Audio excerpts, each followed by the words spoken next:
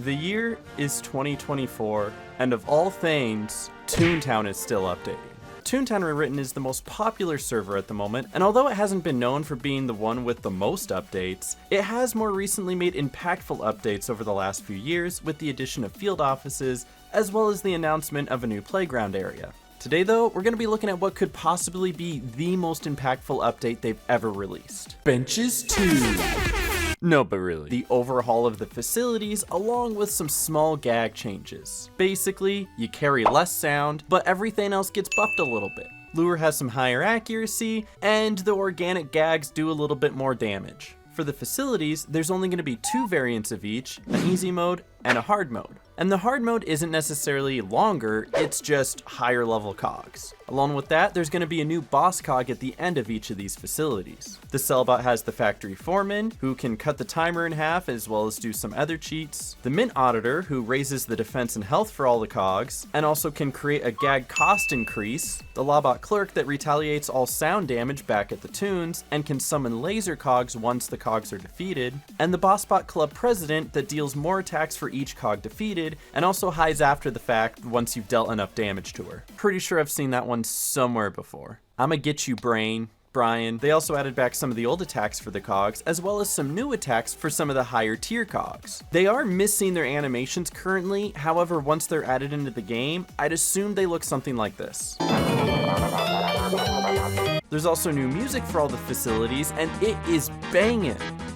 No, I'm not going to play them all for you right now, but with all the groundwork out of the way, let's begin with the Sellbot factory. The first thing I noticed is a new elevator for where the side factory used to be, making it easier to spot, as well as this hot dog stand in case you get hungry. Venturing in, all the cogs now have a health bar above their head, as opposed to just that light on their chest, making it a little bit easier to tell how much health a cog has left. I know a lot of people in the community are begging for numbers to be added so that we can see exactly how much health a cog has left. It's me, I'm the one begging. Please. And hopefully they take this into consideration, as it is one of the more requested changes right now. But for now, the bar is still way better than just having the circle. They also changed up a lot of the barrels in the factory to make them gags that you'd actually use. Say goodbye, Feather Barrel. You won't be missed. I will remember you. And because the side entrance is completely gone, they added this new little room over here that has a couple more barrels in it too. Although because this is a playtest server, I do want to preface that there will be some bugs. And there were some bugs. Wait, where is he? Oh, okay. Oh, yep, he's being moved. Whoa! Whoa! He's facing the screen. But surprisingly not a lot. Another thing I noticed is once you get to the end, it actually has you wait for everybody to join in before you start the final battle. Now this does mean that there are some YouTubers that can no longer do the factory ditching, but technically this is better for the game, so I'm going to count that one as a plus. And at the end of the factory, we do have the factory foreman, who isn't too difficult if you do the easy way, and it feels just right for a 40-laugh toon who was just asked by Coach Z to go run a factory. You stupid, stupid, stupid rabbit. Next we have Cashbot. First of all, the mints got moved towards the center here, so instead of where the coin mint was, you just got this big pile of money that you can jump on and hang out on top of. But the changes here feel astronomical. Some of the obstacles and rooms got changed up and even provided some more forgiveness if you can't make it. Oh! I was right, they do kind of like add a little thing. And then my favorite change of all of this is the new crane minigame. People have been begging to have a crane minigame to get a taste for craning before they jump into a CFO, and I'm sure this will be worked out a little bit here and there, but I'm glad that they finally have one. Also, I finished it in like 2 seconds. Look at that. Oh! You gotta like make it land on the... Ah, I hit the button! Oh, that was so cool! Okay, well now I don't need to continue this, I just wanted to try that.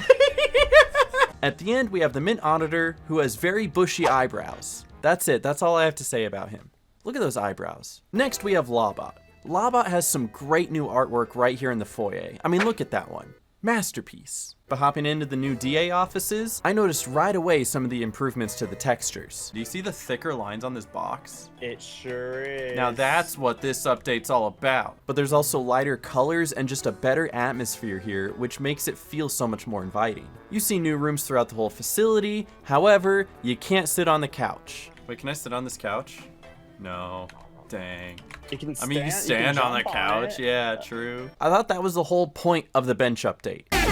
Let me sit on the couch. The offices now have new variants to the puzzles as well to add a little bit more challenge, especially in the harder difficulty section. The clerk itself is fun to fight and requires a little bit of strategy, so much so that I actually almost died. Wait, I'm gonna die. Wait, can you not? Wait. Oh. I saved my life.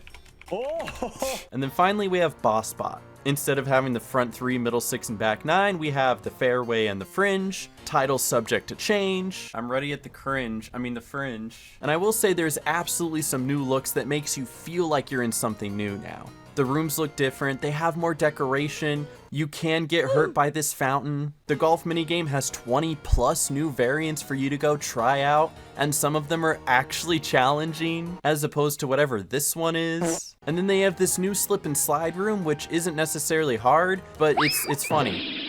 It's because you slip, and then you slide, and then you run into the geyser. Oh, you take damage from that one. Don't touch that one. They toned down how many 2.0s can be found in the COG golf courses now, but they're still present, and thank God they got rid of the armor plating. Now instead, a 2.0 can attack the same turn that it turns into a Skelecog. Still challenging, and I think it's a better change. The final fight itself isn't too hard, and I think the idea is they didn't want to overload the club president with all these buffs because she gets the ability to do an extra attack for every cog that's defeated, and that alone can be a bit much.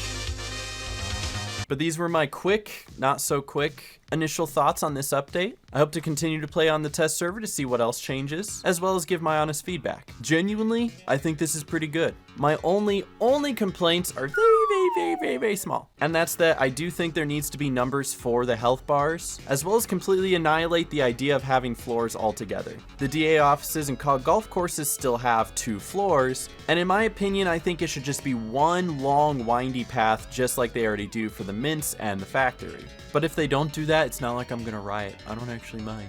Anyway, update is good. Play Toontown. Leave a like.